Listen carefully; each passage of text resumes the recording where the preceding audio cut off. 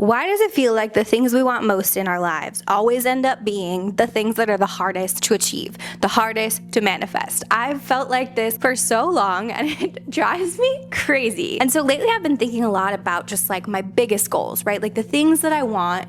And I encourage you to think about them for a second. Like, what are the big things that you want that are like on your vision board every single year that you're like, yes, if I could get this, like, that would just be so nice. Think about those things for a second and ask yourself this question. This question shook me, okay? I think it changed my life. What is the worst thing that could happen if you got this? If this dream, this big dream came true? I'm gonna use myself as an example. I have wanted to be a YouTuber since I was 15 years old, okay? I saved up all the money for my first job. I worked in our local Chinese restaurant. I answered phones, I took orders. I got paid in cash, okay, cash money. And I saved up every single dollar that I made to eventually buy my first camera, the Canon Rebel T3i. I was so excited. I started making very mediocre makeup tutorials. Like there's literally a red lip tutorial. She is privated. I have lipstick all over my teeth, and I'm telling you as the viewer how to put on lipstick. I didn't know myself. It was like my dream, so I didn't care. I just kept making them. I loved it, whatever. All throughout college, I made them. I have had brand deals. I have made money from YouTube. I have built like a little community up. It has ebbed and flowed over the years, but I've never seen like, oh, I've made it levels of success, right? I've never felt like, okay, this can be my job now, which is what I've always wanted and been working towards. So I asked myself this question: what is the worst thing that would happen if I became a YouTuber? And I had to write for like probably 10 minutes. And if you do this, I encourage you to do the same, because I really feel like the first things that come to your mind are the things that are on your little conscious mind. And it's not the deep ooey gooey shit. You know, it's not the stuff we really care about. We want the bulk of it, right? The root, the bottom, the earliest thing. And so I journaled whatever I got to the end, and my answer was, because I'll be alone and I'll have no friends and nobody will play with me on the playground. 28-year-old me is reading this like, girl, what the fuck? Like, what? Like, what do you mean? I don't know if I mentioned this already. All of this is from the book, You Have the Magic. Such a good book. Highly encourage you to read it. She also talks a lot about EFT tapping. So the more I was doing EFT tapping and journaling and sort of like dissecting this answer, I was just seeing visions of myself at like 5 years old not having someone to play with at the playground. And there's a very specific memory I have of, there was this little girl. She was so cute. She had the cutest little outfits. Everyone loved her. She was Miss Popular. And she was just marching around the playground with every other person in my class. And she said, no, Sarah's not allowed to join us. Sarah's weird. Sarah has to stay over there. And so my whole class was just parading around me on the playground, and I wasn't allowed to join because I was weird. And so what I learned at 5 years old in that moment was standing out, being seen, being different, being authentically myself is dangerous. Because when I do that, I don't have any friends. I'm different. So in order for me to be safe, in order for me to have friends, in order for me to be liked, I need to blend in. I can't stand out, I can't be seen, which means I definitely can't be myself. Also, I have this deep urge to be seen because I love making videos and I've always loved this. But yet that's one of my deepest fears, right? And so I think our greatest dreams and desires usually lie behind one of our deepest fears, one of our oldest fears. It's almost like it's built that way so that we're forced to heal it, so that wound has to be healed in order for us to be able to become this. And I think a lot of people just never heal it. They like see that and they feel pain and they feel fear or they feel resistance and they're like, oh, I guess it's not meant for me. And they just shut it out. And so what I'm really trying to remember is that things take time and they take energy, yes. But what really takes time and energy is not the thing we're chasing. It's not the dream we're going after. It's the version of ourselves that we have to become in order to step into this. It's not that things take a long time. It's that it takes a perceived amount of time in order for us to become this version of ourselves, in order for us to embody this version of ourselves that has whatever we're trying to go after. Remembering that also means that what is taking time is healing.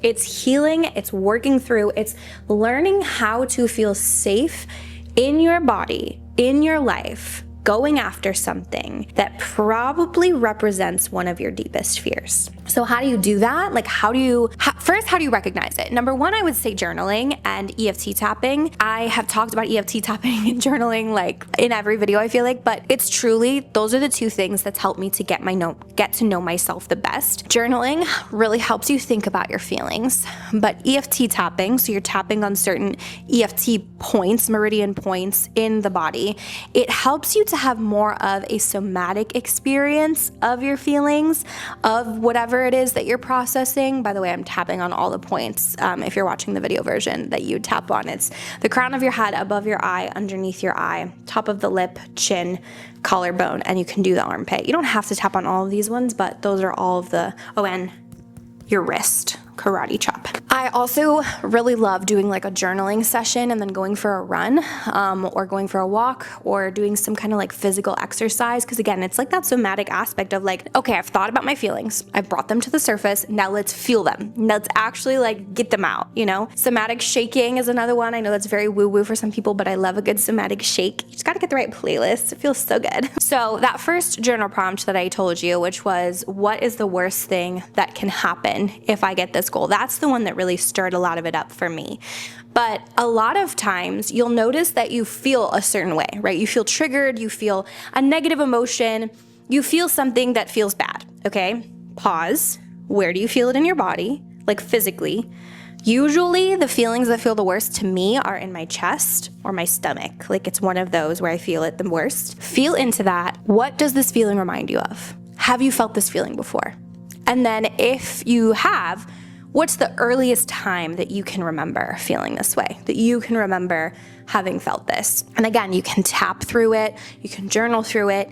And what usually happens specifically for me, especially if I'm doing EFT tapping, is just like visions or like memories will come up from my childhood, and it'll be stupid things or little weird things where it's like a song that was playing, or like I'm in the back of a car and I'm like looking out the window and I'm just feeling a certain way. And so the more and more you can dissect that, you can learn where you first felt this feeling and what belief it's tied to. Because usually whatever trigger is coming up to the surface, especially if it's around a big goal you have, okay? I'll give you another personal example. I'm really reading myself to filth in this one. I love telling the internet my deepest, darkest fears. I have a lot of fears surrounding money and debt, okay? So I was working through this the other day. I was tapping through it. My goals of financial freedom, of abundance, of feeling like I can work for myself and make a good amount of money doing that and feel free and abundant. All of that, to get there, I have to work through my fears of spending money, of saving money, of debt, of paying off debt, of all of these things, of opening a bill in the mail. Like all of these little things are little tiny fears that I have that are signaling that I get these feelings, these like feelings around when I open my credit card app, when I open a bill. And all of those are like little signals of, hey girl, this is one of those things. This is one of those little moments. You know, you want to heal this. This is something that's asking to be healed, right? If I'm working towards this end goal of financial freedom and abundance, yes, there is the practical aspect of finding a way to make money, that energetic exchange aspect of money, saving money, investing money, spending it wisely, whatever. There's of course those like very tangible physical aspects, but the biggest thing that's gonna get you way further than any physical aspect, in my opinion, is the energetic aspect. Because if you are terrified of money, if you are terrified of debt, if you are terrified of bills, if when you think about it you feel fear, you're never going to be comfortable with money. You're never gonna feel like money is safe with you. And then if you don't feel like money is safe with you and you're not even comfortable around it, why would you make more? Why would you have more? It's something you're terrified of. Get away from me. I'm scared of you. Like you're scared of spiders, so you don't go up to spiders. You don't say yay when a spider comes in your house. You are subconsciously afraid of spiders.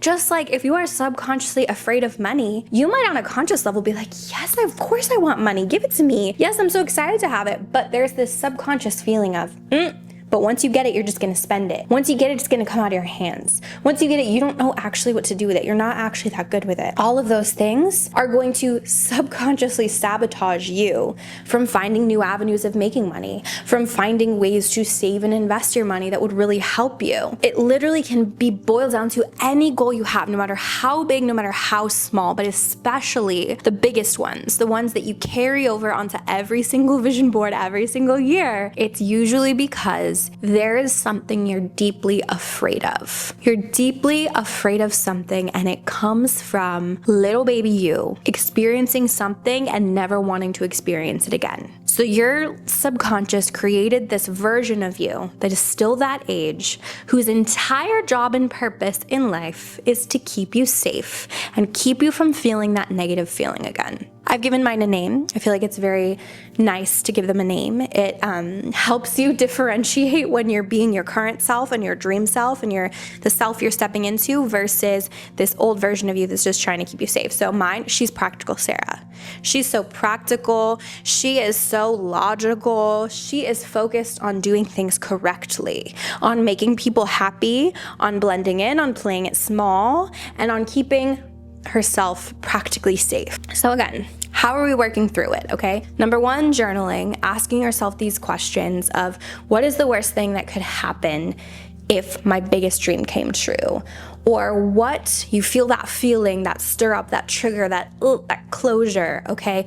What does this feeling remind me of? What was the first time I felt this feeling? Asking, understanding what you are deeply afraid of is the first thing. You can even ask yourself before you go to sleep if you can have a dream that is like, makes sense, right? I always am like, okay, little subconscious brain, I want a dream to know how I'm afraid of this or what I'm afraid of in regards to this goal. Can you show me it in a dream that makes sense to me? An easy to understand dream that's gonna make sense to me. It's crazy when you set the intention to have a dream and you're like, yes, I'll write it down. You have the dream. It's truly bizarre. Asking yourself it in a dream. Therapy, like talk therapy, can sometimes be really helpful for people. For me, EFT tapping or like more somatic forms of therapy, things that involve like body work, that's really helpful for me. So yoga, shaking, running, walking, any kind of physical movement after I've sort of asked myself or thought about a question is really helpful. And then taking that answer and believing it and just sitting with it. And not judging it, just holding space for it. Like, okay, this is what I'm afraid of. My little 5-year-old self is afraid of being alone. She is afraid of not having friends. Instead of being like, God, that's so pathetic, or ugh, I'm judging it. No, like, aw, I'm so sorry, baby. Like, I get it. Let's work through it. Then how do you work through it? Reprogramming. Ways you can reprogram. My favorite is also EFT tapping. One really cool way is to like, okay, so I see my 5-year-old self, she's alone on the playground, right? I'm now gonna envision what I wish, my ideal outcome, so what I wish happened at 5 years old. So I'll sit there, I'll continue tapping, and I'm like, okay, I'm gonna envision a girl getting out of line and coming to play with me and being my friend. And we're similar, and we have fun together, and her name is Grace and we get along really well, right? I'm just gonna envision like my perfect scenario. Or, okay, when I open my credit card statement, it's 0. I have nothing to pay left on my credit card. How exciting. This is so fun, right? Envisioning your ideal scenario, especially if it's old you, if it's young you, like envisioning this change from young you. Okay, this could be a little too like much for some people, but like if you've ever heard of the idea of like a quantum leap in quantum physics, I am not saying I understand quantum physics. I don't think anyone actually understands quantum physics. Neil deGrasse Tyson said that, okay? So, but there is this idea of like a quantum leap where, okay, there's multiple versions of yourself, multiple realities, and time is not as linear as we think it is, right? Our brain processes as linear. But like if you've ever seen Interstellar where he's like in the bookshelf and he can almost communicate with an older version of himself, I kind of think of it like that. Like it's you going back in time and almost communicating with a younger version of you. Now, are you actually doing that? I don't know, but your brain thinks you are. Your brain cannot perceive an imagined reality as being different than a physical reality. So the same hormones and feelings and neurological pathways that are developed from a real life scenario can be developed from a fake scenario in your brain.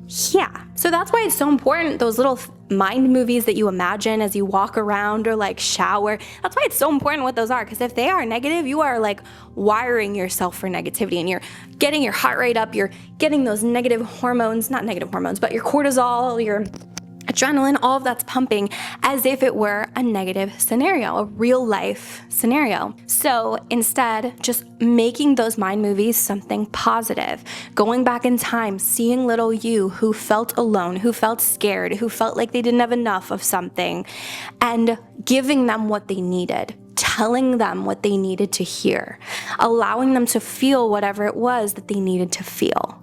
These things are going to dramatically help, okay? Affirmations will also help. So you can make an affirmation track of you saying the affirmations. So like write down all of these things that you realize are your fears or your beliefs or the things that are holding you back. Find the opposite. So like, let's say money is scary. I'm bad at money. Every dollar I spend comes back to me times 3. I'm great at money. I'm great at investing, right? Like that would be your new affirmation. You can make, like I said, a voice memo of you saying all of these out loud. Play it as you're falling asleep. That's super powerful. Play it in the morning. Just read them to yourself. Vision boards are another incredible way to help reprogram your subconscious mind, because it's these visions of, again, what you want to happen. And you look at it enough and it slowly starts to sink in as, oh, I think this is possible for me. So all in all, understand the fears, understand the root cause, where it comes from. EFT, tap it out, move it out, shake it out, journal it out,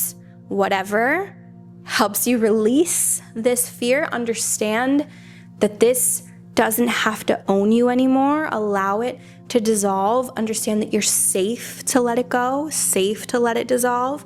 Reprogram your mind with affirmations, visualizations, a vision board, going back in time and meeting that younger you and correcting whatever wrong happened. And then moving forward with trust in timing, with trust in that all of this is going to work out. It is going to be sifted through.